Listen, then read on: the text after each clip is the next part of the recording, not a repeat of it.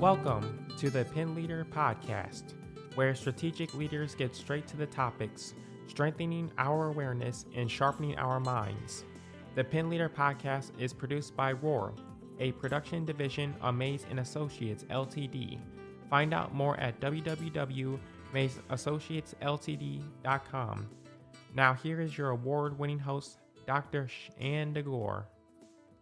And welcome to the PinLeader Podcast. Today we're going to be talking about cultivating lifelong learning. And I have with me Miss Heather Gallant, who is the Executive Director of the 577 Foundation. She has a Bachelor's of Arts degree in International Relations, specifically in Peace and Conflict Studies. She holds a certificate in Fundraising Management from the Lilly Family School of Philanthropy at Indiana University. She is a Fraser Reams Public Affairs Fellow, and she's been on TEDx Toledo. She's actually been awarded the Garden Club of America's Civic Improvement Commendation, and 577 has been awarded the Northwest Ohio Nonprofit Excellence Award for Excellence in Organizational Operations under her leadership. So I'm so glad to have with me Heather. Welcome. Thank you for having me. So we're going to get started first on what the 577 Foundation is. Oh, that's the hardest question you're going to ask me today. 577, I think the easiest shorthand for it is that it's an arts and nature community center. So people come to the 577 Foundation to reconnect with the earth, reconnect with other people in the community, maybe learn a new art skill. We have a variety of programs and services that we offer, all available on our website, 577foundation.org. But we are there to steward the land. We were the first conservation easement in Northwest Ohio. So we're there as an environmental site for people to come and explore and feel connected to themselves, each other, and the land. And that's from a generous donation, correct? Absolutely, yeah. So our founder and benefactress was Virginia Secor Stranahan. She founded the 577 Foundation when she noticed that people don't have always access to green spaces where they feel comfortable exploring and experimenting. She also knew the value of people getting their hands dirty in the dirt. We've got community gardens there. She started those. We have a pottery program. It's important for people to stick their hand in clay, learn how to make something new in community with other people. Excellent. So I'm going to ask you, because again, you've been leading this organization for a number of years now. Talk to me why you were drawn to it, and then what have you been doing with your leadership in this role? I was drawn to the organization because I have a strong sense that people need community. They need to come together, and this is a good avenue for people to do that.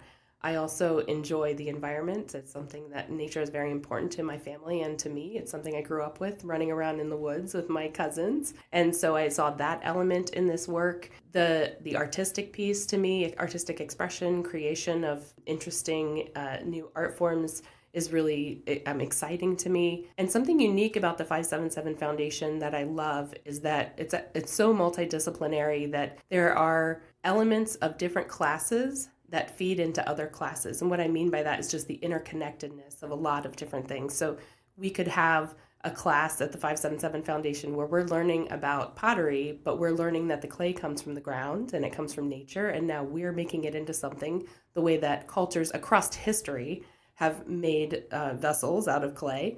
And then there's the piece of what do you put in this vessel? We might cook with it. We might do something with a plant in this vessel. And so it pulls the thread all the way through the class from history, culture. It comes at it from a lot of different angles. And so that multidisciplinary sort of geeky, nerdy part of it is something that's really appealing to me and interesting.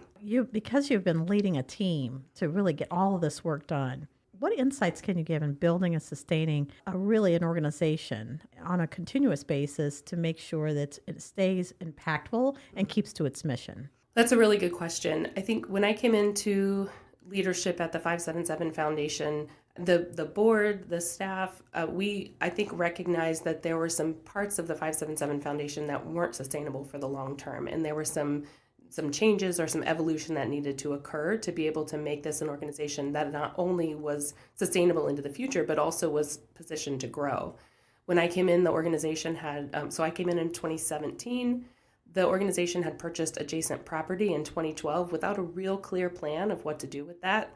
And through the course of focus groups and a master plan, they determined that they wanted to add some classroom space on the new property and really reimagine the entire property.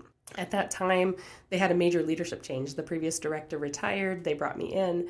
And there were just some things within the organization that we needed to update. So we needed to be able to accept credit cards, for example. We needed a new registration and reservation software system.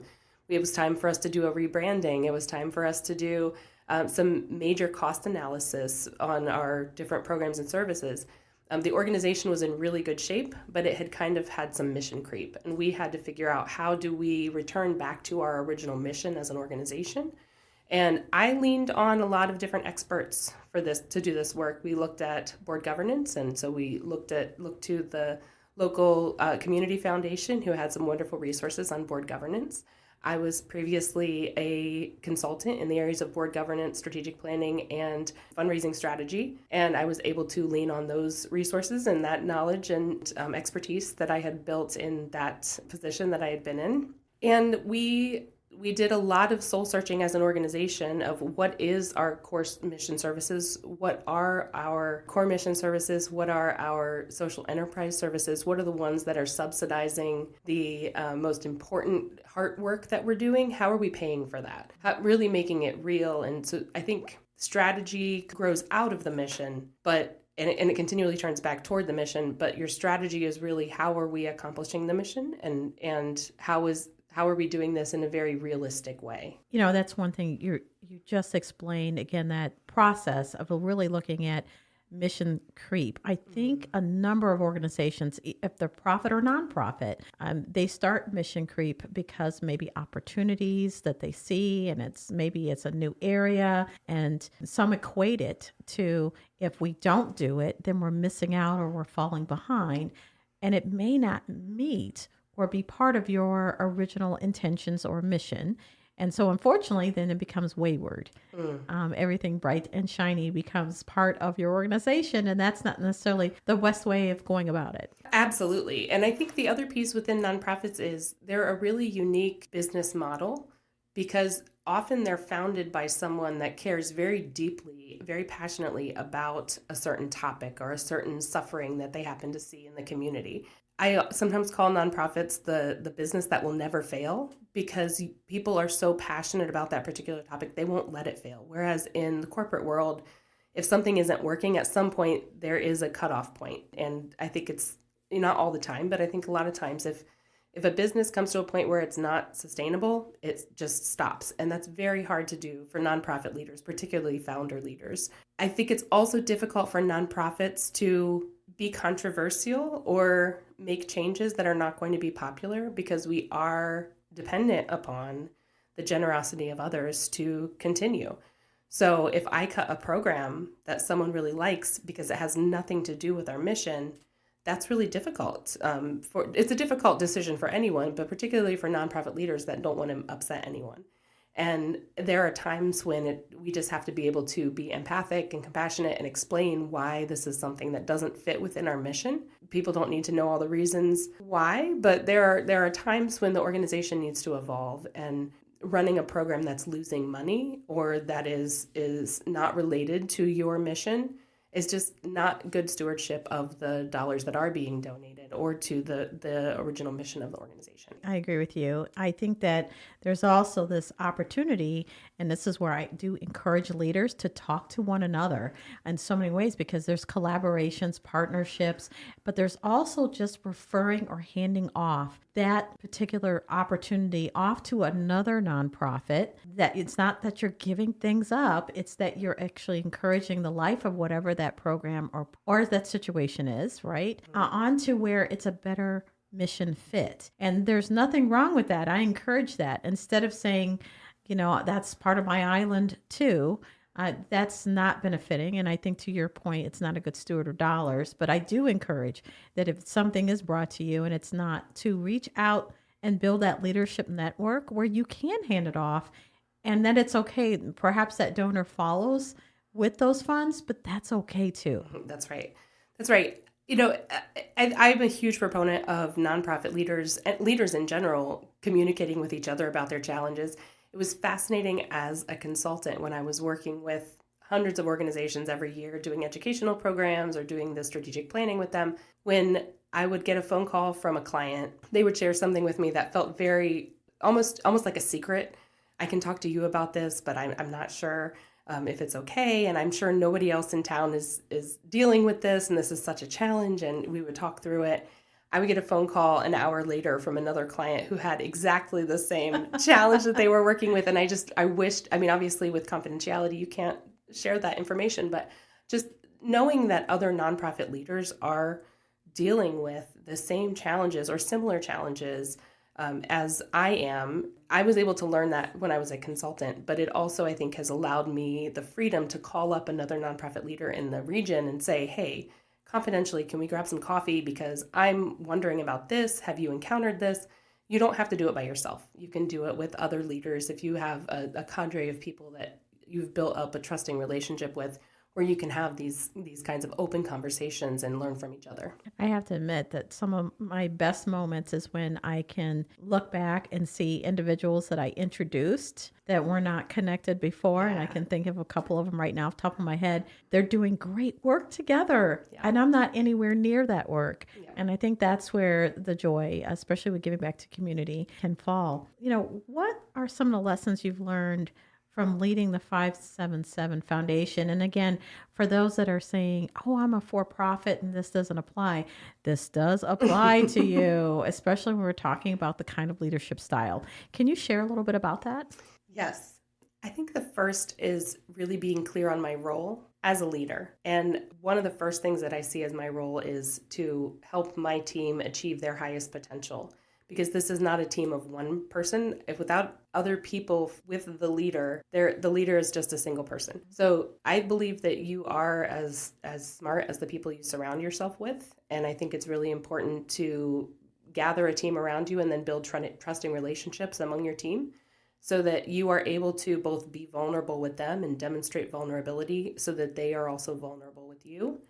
And I think I have more of a shared leadership style. So I am not afraid to walk into a meeting with our leadership team or with the full team and say, here's the problem that we're up against. I have no idea how we're going to solve this.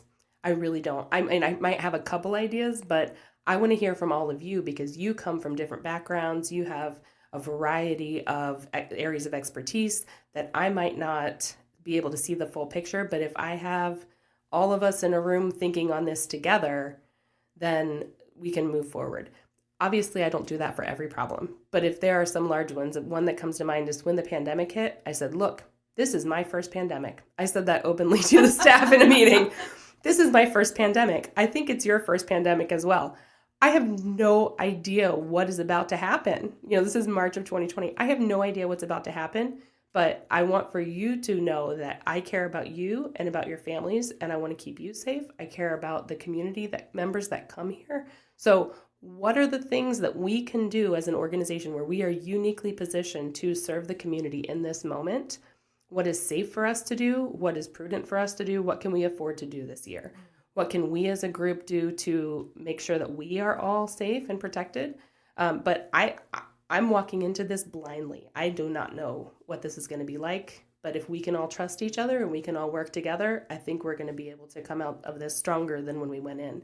And we did exactly that. But, we weren't trying to answer all the questions with the old answers. This is a new environment. This is a new situation for all of us. And so let's be honest about that. And let's bring that to the table and say, okay, what are we going to do with this? What I'm hearing too is that you had a plan, then COVID hit, and you started to pivot on that plan and saying, I don't have the answers to this. Right. And so I need your help. And that's good steward of your workforce too, because the skills that are in the room, the experience. And we talk about that as a PIN leader, being sharp with experience and education, but also being straightforward and then knowing how to pivot when you need to. That's right. And that strength of character, the fact that you even shared about caring about those that were in the room and their families. I know that they probably trusted you at that point. Yeah. Well, and at that point, back to point that we made a minute ago, I reached out to other leaders in the area and I said, none of us know what we're doing, but what are you seeing? What are you hearing? What are you thinking about? And I remember really distinctly, I talked specifically to Jason Kuzma, who's the director of the libraries here in Toledo. And he said, nonprofits are the culture leaders, and we are sort of the organizations that people are going to look to determine what's safe and what's not. They are going to be the ones that they look to be comforted. And so that's the role that we as nonprofits hold in the community at this time. There are going to be a lot of wild ideas flying around. And this was March of 2020. None of us had any idea what was going on. And I think I took that wisdom from him and carried it through, just remembering that nonprofit organizations have an important role to play in the community. I think there are times when people think nonprofits are sort of this touchy-feely, feel-good kind of place. There is a role for that in the community. That is needed.